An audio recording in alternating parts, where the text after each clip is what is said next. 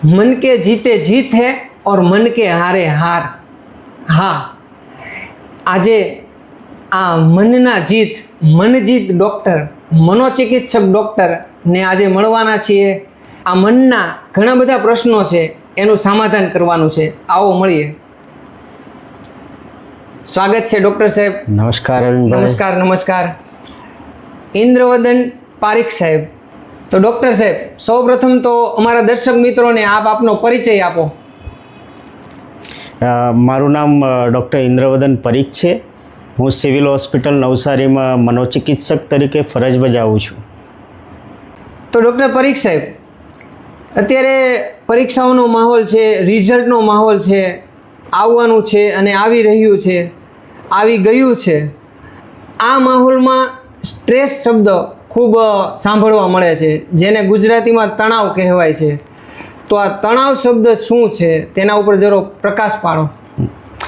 બહુ સરસ ક્વેશ્ચન છે અરવિંદભાઈ। આજના આ ડિજિટલ યુગમાં છાસવારે લોકો સ્ટ્રેસ શબ્દ બોલતા હોય છે, વ્યવહારુ જીવનમાં પણ બોલતા હોય છે।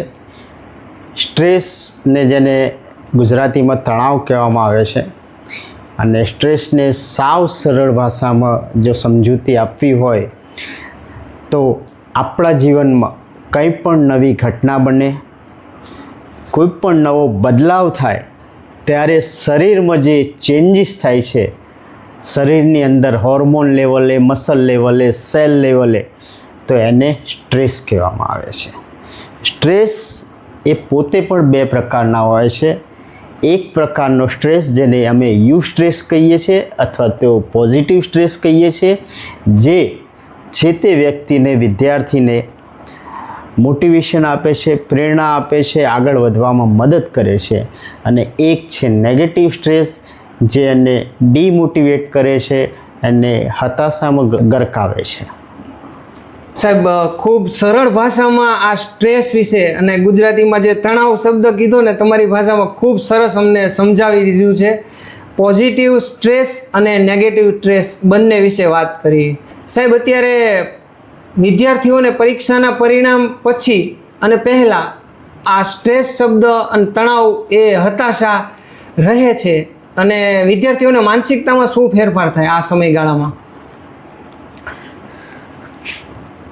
દરેક વિદ્યાર્થી કોઈને કોઈ રીતે પોતાનું પરિણામ સારું લાવવા માટે અથાગ પ્રયત્ન કરતો હોય છે, જેમાં વાંચનથી લઈને અને સિરિયસનેસ, પંક્ચ્યુઆલિટી, આહાર, નિંદ્રા તમામ પ્રકારનું ધ્યાન રાખતો હોય છે। પરીક્ષાના રિઝલ્ટ પહેલાં ઘણીવાર દર્દી પરીક્ષા અંગે સ્ટ્રેસમાં આવી જવાથી એમની માનસિકતામાં સૌથી પહેલાં તો ડરની લાગણી એટલે કે ભયની લાગણી પેદા થાય છે, અને જેના લીધે આગળ જતાં નકારાત્મકતા, હું ફેલ થઈશ એવી લાગણી, એના પછી બેધ્યાનપણું, ધ્યાન ના લાગે, વારંવાર મનમાં ફેરબદલ થવા માંડે, ઊંઘ ઓછી થવા માંડે, ભૂખ ઓછી થવા માંડે, ચીડિયાપણું આવવા માંડે, શરીર થાકેલું થાકેલું લાગે। આ તમામ પ્રકારના લક્ષણો જ્યારે વિદ્યાર્થી ચિંતાગ્રસ્ત અને તણાવમાં હોય છે પરીક્ષા પહેલાં જોવા મળતા હોય છે। અને પરીક્ષાના રિઝલ્ટ પછી જ્યારે પરિણામ જો સારું આવ્યું હોય તો વિદ્યાર્થી ખુશખુશાલ અને એનર્જેટિક લાગશે, અને જો પરિણામ સારું નહીં આવ્યું હોય તો વિદ્યાર્થી નકારાત્મકતા, ઉદાસીની લાગણી અનુભવશે, હું હાંસીને પાત્ર બન્યો એવું અનુભવશે, હું માતા પિતાને અપેક્ષા મુજબ નથી ઉતર્યો એવું અનુભવશે, એની ઊંઘ અને ભૂખમાં પણ ફેરફાર આવશે, સ્વભાવ પણ ચીડિયો થવા લાગશે, એકલો રહેવા મળશે, એકલતા અનુભવશે, લોકો સાથે આંખથી આંખ મિલાઈને વાતો કરવાનું ટાળશે, રડશે, અને ક્યારેક એવી પણ લાગણી અનુભવશે કે હું સાવ નકામો છું, આ જિંદગી નકામી થઈ ગઈ અને અંતે આત્મહત્યાના વિચાર તરફ પણ દોરી જઈ શકે છે. દરેક લક્ષણો સાહેબ તમે જણાવી દીધા અને આ લક્ષણો ખૂબ ચિંતાજનક છે. તો પારીખ સાહેબ, આપણે ઘરના પ્રેશરની વાત કરીએ કે આપણે જોઈએ છીએ કે ઘરેથી એવું પ્રેશર હોય કે આટલા ટકા તો લાવજે, સારું રિઝલ્ટ આવવું જોઈએ, જો પહેલાંને એવું બધું કહે છે. તો ઘરનું પ્રેશર વિદ્યાર્થીઓ પર શું અસર કરે છે અને વાલીઓને એમાં શું કાળજી રાખવી જોઈએ? દરેક માતા પિતા એવું ઈચ્છતા હોય છે કે પોતાનું બાળક સારામાં સારા માર્કે પાસ થાય અને સારી જગ્યાએ એને એડમિશન મળતી હોય, પરંતુ દરેક માતા પિતાએ ધ્યાન રાખવું જોઈએ કે પોતાના બાળકને વધુ પડતું પ્રેશર ના આપવું જોઈએ. તેમણે તમારા બાળકની જે કૌશલ્ય ક્ષમતા છે, એમની બૌદ્ધિક ક્ષમતા છે, એને પારખવી જોઈએ અને એ પ્રમાણે જ એને એટલું જ પ્રેશર આપવું જોઈએ, એને મોટિવેટ કરવું જોઈએ, એને પ્રેરણા આપવી જોઈએ અને એને સાચી સમજણ, સાચો સહકાર અને સાચી સંગત માટે પ્રેરકરૂપ બનવું જોઈએ. આના કરતાં પણ જો વધુ પ્રેશર આપશો તો દર્દી નકારાત્મકતાની ભાવના અનુભવશે અને વધુ પડતી અપેક્ષાના લીધે એ ભણવામાં ધ્યાન નહીં રાખી શકે અને યોગ્ય પોતાનું પરફોર્મન્સ નહીં બતાવી શકે. એટલે દરેક માતા પિતાને મારી નમ્ર વિનંતી છે કે લોકોની દેખાદેખી ને લોકો સાથેની સરખામણી ટાળો અને પોતાના બાળકની જે ક્ષમતા છે એ અનુસાર જ એને મદદરૂપ થાવ. ખરેખર સાહેબ ખૂબ સાચી વાત કીધી કે કમ્પેરિઝન ન કરવું જોઈએ અને ટાળવું જોઈએ. કમ્પેરિઝનના લીધે વિદ્યાર્થીઓમાં તણાવ આવે છે, એ ખરી માહિતી છે સાહેબ.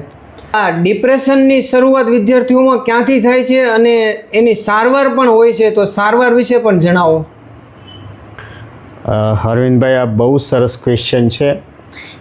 આજના કોમ્પિટિટિવ એરા એટલે કે હરીફાઈના યુગ, ડિજિટલ યુગ, short living, short family, nuclear family એટલે કે જોઈન્ટ ફેમિલી નહીં હોવું, માતા પિતાની વધુ પડતી અપેક્ષા, વિદ્યાર્થીઓ વચ્ચેનું કમ્પેરિઝન, વધુ પડતો હાર્ડ કેરિક્યુલમ એટલે કે કોર્સ, આ તમામ પાસાઓ વિદ્યાર્થીઓને ડિપ્રેશનની ગર્તા તરફ દોરે છે. તો ડિપ્રેશન એટલે જેને ગુજરાતીમાં માનસિક હતાશા, માનસિક નિરાશા અથવા તો ઉદાસી રોગ કહેવામાં આવે છે. જો કોઈ બાળક અથવા વિદ્યાર્થી સતત 14 દિવસ સુધી ઉદાસ રહેતું હોય, એને કંઈ ગમતું ના હોય, એને આનંદ પ્રમોદની પ્રવૃત્તિમાં રસ ના હોય, ઊંઘ ના આવતી હોય, ભૂખ ના લાગતી હોય, ચીડિયાપણું રહેતું હોય અથવા તો એને એવું થતું હોય કે જિંદગી નકામી થઈ ગઈ અથવા તો કોઈ આશા ના રહી હોય જીવન પ્રત્યે અથવા તો એવી લાગણી અનુભવતો હોય કે જીવનમાં કોઈ મદદ કરવાવાળું નથી અથવા તો ગિલ્ટ ફિલિંગ એટલે ગુનો કર્યા, ભૂલ થઈ હોય એવી લાગણી અનુભવતા હોય અથવા તો આત્મહત્યાના વિચારો આવતા હોય તો અને આવું સતત 14 દિવસ સુધી રહેતું હોય તો આપણે એવું કહી શકાય કે જે તે વિદ્યાર્થી ડિપ્રેશનનો શિકાર બનેલ છે.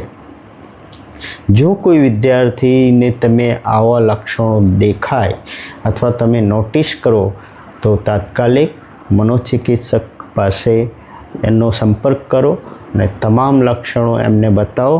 મોટાભાગે મનોચિકિત્સકો દવા અને કાઉન્સેલિંગ અથવા તો સાયકોથેરાપીથી આવા દર્દીઓની સારવાર શક્ય છે અને કરે છે. હા સાહેબ, ખરેખર તમે જે લક્ષણો કીધા અને પછીની સારવાર એ ખરેખર આ વિદ્યાર્થીઓને આ સ્ટ્રેસફુલ લાઈફમાં ખૂબ જ જરૂરી છે. અને સાહેબ, આપણે એક હેપી ઇન્ડેક્સ બહાર પડે છે. 20મી માર્ચે વર્લ્ડ હેપીનેસ ઇન્ડેક્સ બહાર પડે છે, જેમાં 147 દેશ છે આખા ઓલ ઓવર વર્લ્ડમાં. બરોબર છે. ભારતનો નંબર 116મો નંબર છે. એટલે કે આ હતાશા, ડિપ્રેશનમાં ભારત ખૂબ આગળ પ્રગતિ કરે છે, અને જે પ્રગતિને આપણે ટાળવા એ કોઈ જરૂર નથી હતાશાની. એ ટાળવા માટે ખરેખર તમે કીધું કે કોઈ મનોચિકિત્સક ડૉક્ટરની સલાહ લેવી, કાઉન્સિલિંગ લેવી એ ખૂબ જ જરૂરી છે. થેન્ક યુ સાહેબ, આભાર આ જવાબ બદલ. સાહેબ તમે પ્રથમ તો અમને આ બેસાડ્યા ને આ ઇન્ડિયન બેઠક એવી મસ્ત મજા આવે છે ને, આમ હળવાશથી અનુભવાય છે. આપણે દૈનિક જીવનમાં ક્વેશ્ચન ઉપર આવીએ. દૈનિક જીવનમાં સ્ટ્રેસ ઓછો કરવા શું કરવું જોઈએ, એની કોઈ પ્રેક્ટિકલ રીત જણાવો ને. ડિપ્રેશનને રોજિંદા જીવનમાં પણ ન આવવા દેવા માટે કસરત, પૌષ્ટિક આહાર, સમય પ્રમાણે આહાર, સમય પ્રમાણે નિંદ્રા, મ્યુઝિક, લાફ્ટર, નેચર, આ તમામ પ્રક્રિયાઓ તદ્દન ફ્રી છે અને ડિપ્રેશનનું ઘાતક મારણ છે. વાહ, યસ સાહેબ. અને કુમળો તડકો પણ.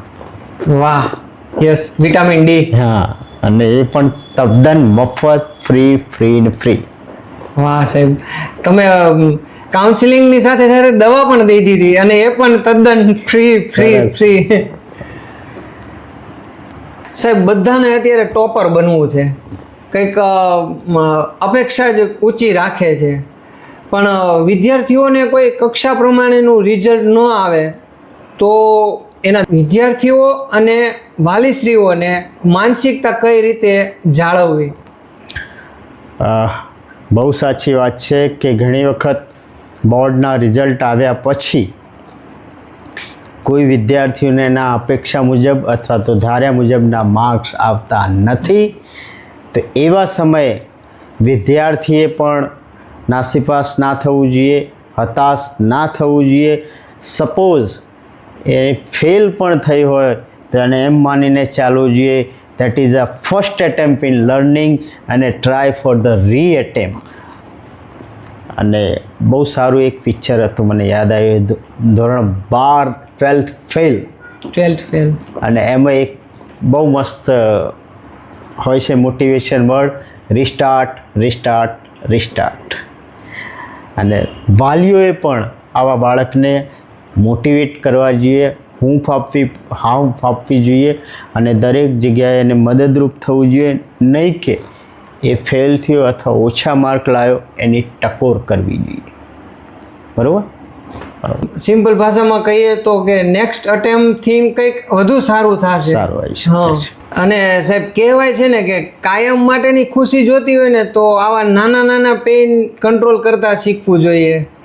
બહુ સાચી વાત છે. જીવનમાં એક રિસર્ચ તો એવું બતાવે છે કે સવારથી ઉઠો તે રાત્રે સૂઈ જાઓ ત્યાં સુધી આપણા જીવનમાં નાનાથી લઈને મોટા તણાવ આવતા હોય છે. જો આપણે આવા તણાવને સહન કરતાં શીખવું જોઈએ અને એનો સામનો કરતાં પણ શીખવું જોઈએ.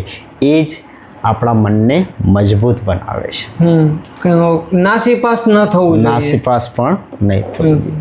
થેન્ક યુ સાહેબ. આમ દરેક આન્સર, દરેક પાસા તમે આવરી લીધા છે. તો લાસ્ટમાં સાહેબ આપણા વિદ્યાર્થી મિત્રોને કોઈ સંદેશ આપવો હોય તો શું સંદેશ આપશો, જેમાં વાલીઓને પણ કોઈ સલાહ આવી જાય? આ પણ બહુ સરસ ક્વેશ્ચન છે.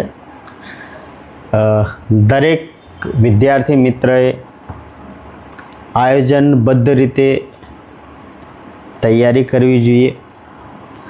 સ્વસ્થ આહાર, પૂરતી નિંદ્રા લેવી જોઈએ.